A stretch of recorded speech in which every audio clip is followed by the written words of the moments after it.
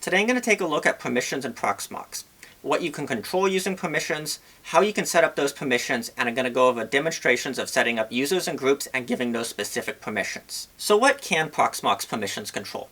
They can control which nodes a user has access to, so if you have multiple nodes in a cluster, they will only be able to use one of them. You can control which VMs they have access to. You can control which disks they have access to and which disks they can read or write data from and create disk images in. And you can make different pools so it kind of works as a group of disks and VMs for the user to work with. You can also assign permissions on creating users and editing other user settings. What can't you use permissions to control in Proxmox? You can't control network adapters and what network adapters a user has access to. So for example, you can't say a user can only allocate VM bridge 1 to their VMs. You technically can do some network control using software-defined networking, but you can't disable those virtual bridges from everything I can see, and the software-defined networking feature is experimental. And I see this networking limitation being kind of an issue, because if you want to keep a user from being able to see data in a network they shouldn't be able to, for example a management network, you don't really have a great way of doing that. And you also don't really have great control over how much performance a user has. So you can't say a user can use 128 gigabytes of RAM maximum, or maybe 40 CPU cores maximum, or like 800% CPU usage on the system. So a user could be able to max out the RAM or CPU power on one system if they want. So Proxmox permissions are pretty good for having teams where you want to have multiple people with potentially their own pool of VMs they have access to, and maybe some people with limited permissions to only access or view the console for their VMs. It's not really good for something like a cloud hosting or VPS solution where you're giving random people access to that system. In my opinion, it does not lock down the permissions enough to keep a user from being able to abuse the system. If you have a user that you need to lock down, it's probably better off giving them like a VM with nested virtualization or a separate physical node to do it on. Now let's take a look at how you can manage permissions in Proxmox. So on my screen now is a Proxmox web UI of a little server I've set up to demonstrate this. And under the Data Center tab, as in Permissions, is where almost all the permission settings in Proxmox can be configured. And if you click the little drop down, you get a few more options. And I'm going to start with Realms. Realms are how you manage groups of users. So by default, you have PAM, which is the Pluggable Authentication Module. This is the Linux login and authentication system. The root user that Proxmox has by default is in PAM. Then you have PVE Authentication Server. This is Proxmox's own login system that they have. This works the best if you have multiple systems, as it is synced across clusters. PAM is not synced across clusters. So if you create a user with PAM on one system, it is not created on the other system. And the passwords are managed locally on each of those systems. You then have the option to add other directory services like Active Directory, LDAP, and OpenID. And that will allow you to connect Proxmox to another directory service.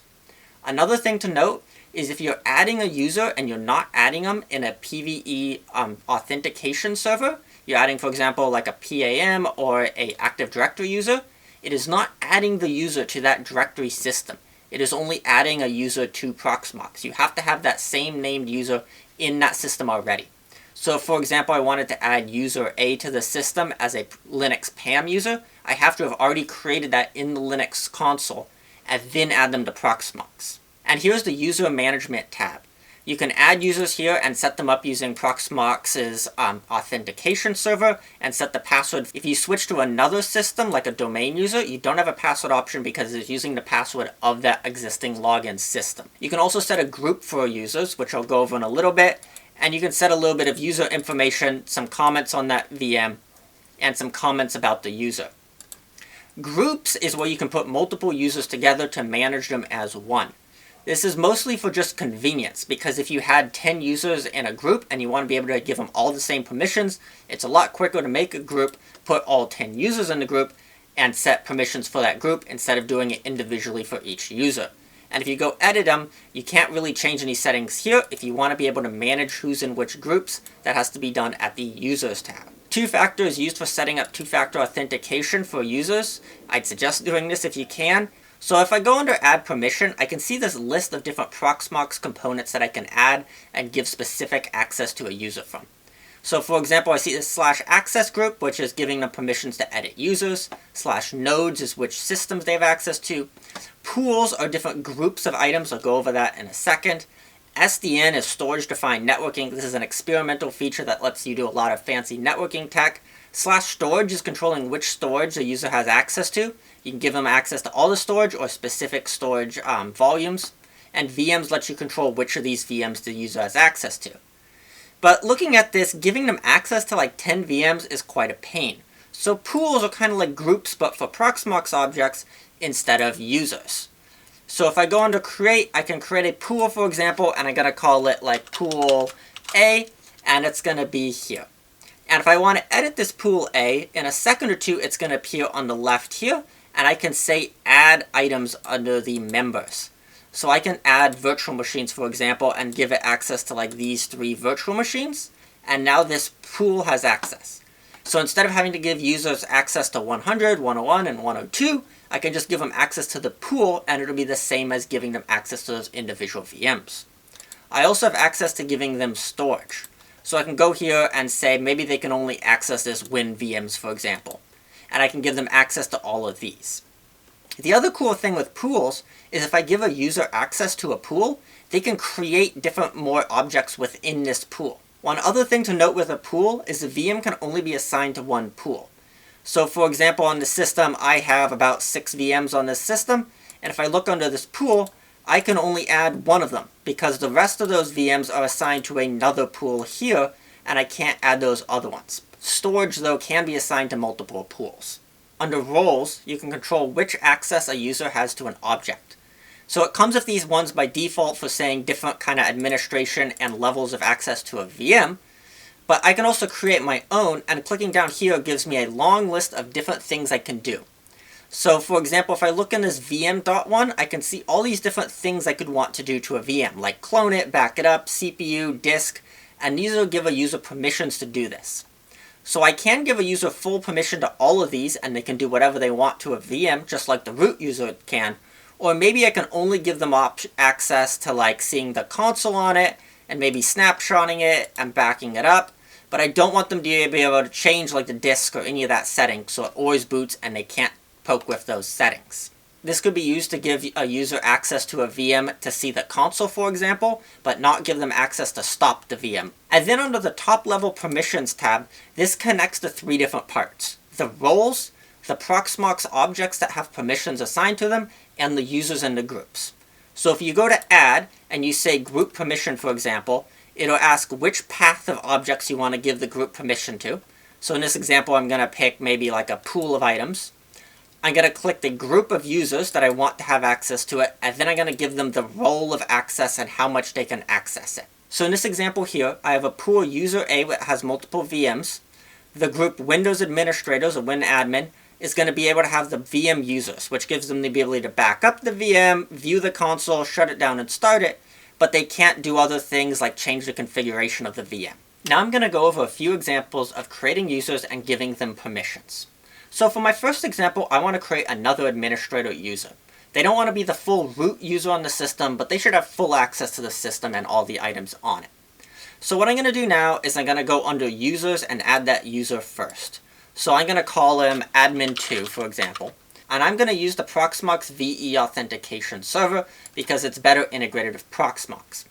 I might want to use the Linux PAM for an admin though, because this gives them access to the shell of the system. So for example, the system didn't boot, they'd be able to log in with this shell to be able to find out what's the issue on the system.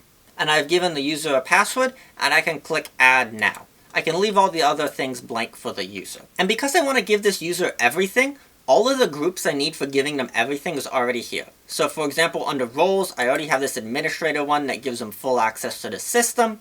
And I don't need to create any pools for the items in Proxmox because it's easy to give them access to everything. So under permissions, I can say add user permission, and I'm going to give them access to /, which means they have permission to everything. Under user, I'm going to do admin2, and under role, I'm going to give them administrator. And this gives them full access, so they can like mess with the data stores, they can create and modify VMs, they can modify user permissions, and they can do as much as they want on the system. And here I have a private window open, so it doesn't have my saved login or any other information. So I'm going to log in as the admin2 user here, put in my password, and make sure it's set to Proxmox VE authentication server, and then log in. And this looks like just the root account and has full access to everything. So under data center, I can still see access here for all the items. For the system, I can see access to like shut it down and shell. And this user has almost full admin to the system, so they can edit whatever Proxmox settings they want. The only thing they can't do though is access to shell, because they are a PvE user, not a PAM user. And if I want to give them access to the shell, I want to give them a PAM user account here. Now I want to create a user and give them access to their own little pool of VMs. So they can create VMs that they want to have access to, but I don't want them to be able to see any of the other VMs on the system. So in order to do that, I'm going to create a pool. And this pool is going to be empty right now, but they'll have access to add things to the pool if they want. So I'm going to say it like user a VMs. I'm going to click OK. And now I can see this pop up on the left in a second or two, and that's where the VMs will be stored under. But I'm going to leave that empty because the user can create their own VMs in there. So now I'm going to create that user now, add them as user A. User A is going to have access to a pool that currently has no VMs, but they'll be able to create new VMs that they want. So they'll be able to set up little VMs for their little services that they want to run, but they won't be able to see or control any of the other VMs on the system, and they won't be able to edit systems that are data center wide or affect the hypervisor. So I have my user A user right now, and I'm going to create a pool for that user. And that will have all the user's VMs. So I can call it user A VMs. And in a second or two, those VMs will appear on the left right here. And currently there's no items in it. I need to add some storage for the user to have access to. So I'm going to go under storage, and I have this Win VMs that they want to have access to in this pool. And then if I give them access to this pool, they have access to the storage, because giving them access to the pool gives them access to anything that's a member in that pool. So now I'm going to give them access to the pool. So under permissions, I'm going to say user permission, and I'm going to give them access to /pool/user A VMs. And then under user A, and then under role, I'm going to set it to PvE admin. And this will give them access to doing whatever they want with that data store and setting up all the VMs that they want. Now this gives them a few things like maybe access to allocate users or software-defined networking. But since it's only in this pool, that won't be an issue because it can't access software-defined networking since they only have access to this pool. And now I'm logged in as user A. I'm looking at this Proxmox window. It looks a little bit sparse compared to my managed trader user. I only see a few items on the left, and looking at the data center tab, anything the user doesn't have access to is hidden from them. So they may be able to search for items and see their own user, and they can set up two-factor, but they, for example, can't create other users or set up networking on the host. And if I look at the system, grayed out are things like shutdown and things, and I can't see any of the other tasks or things that other users have done. So let's go have this user create a VM.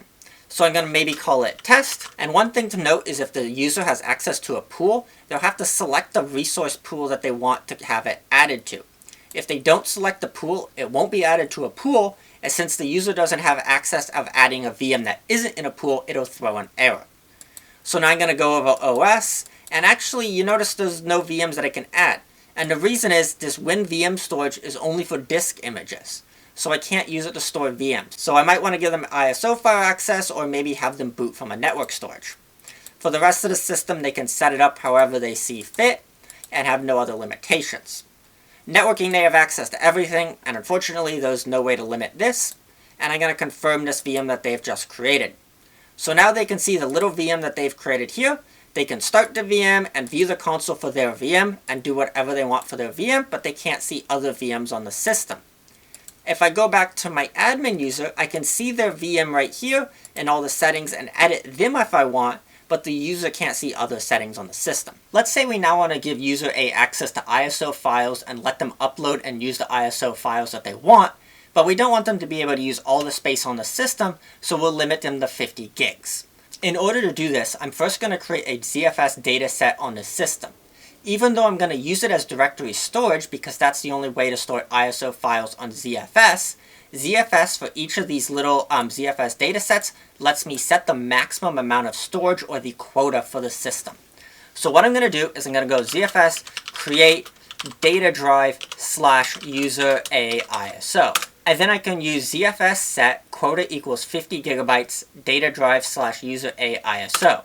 And then once I run this and run ZFS list, I can see that data drive has 278 gigabytes available, but user A ISO only has 50 gigabytes available.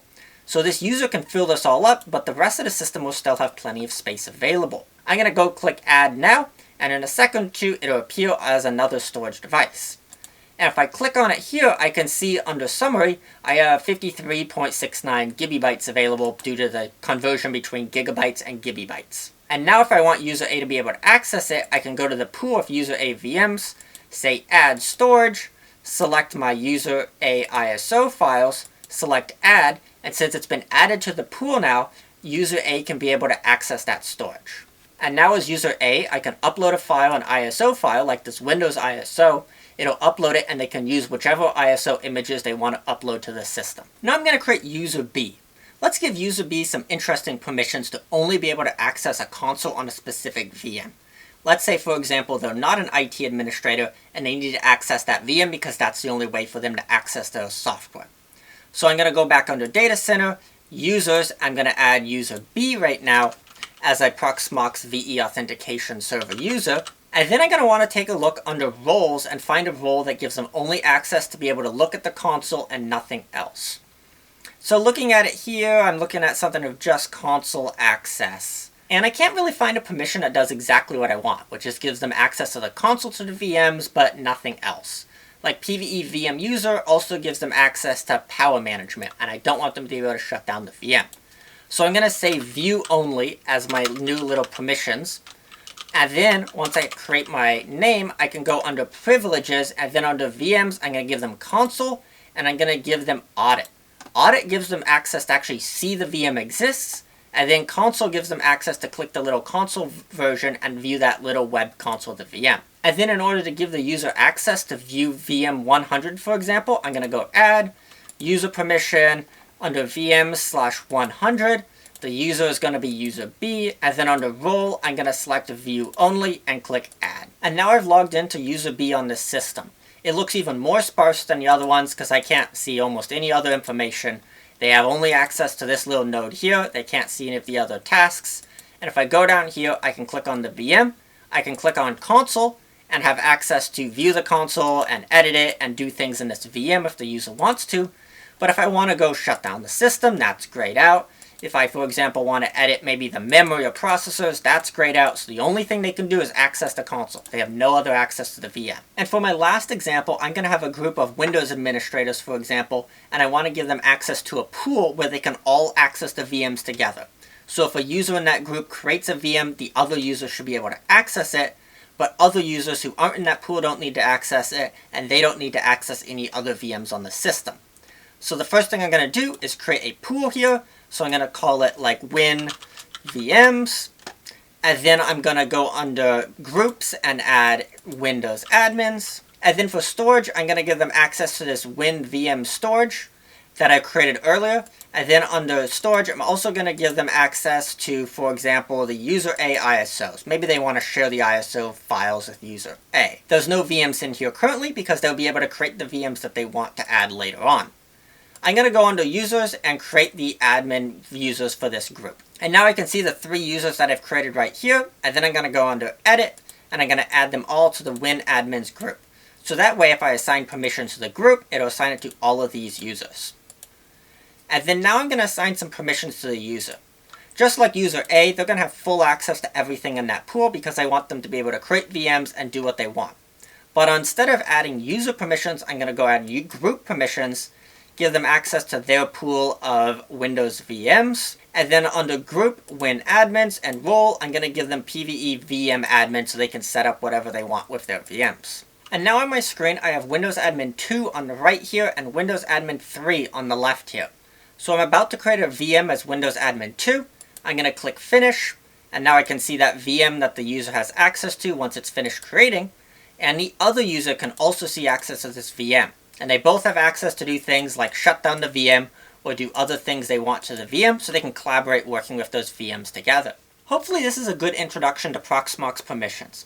Let me know if there's any other topics that you want me to cover or if there's anything I got wrong in this video. Thanks for watching and subscribe for more content like this in the future.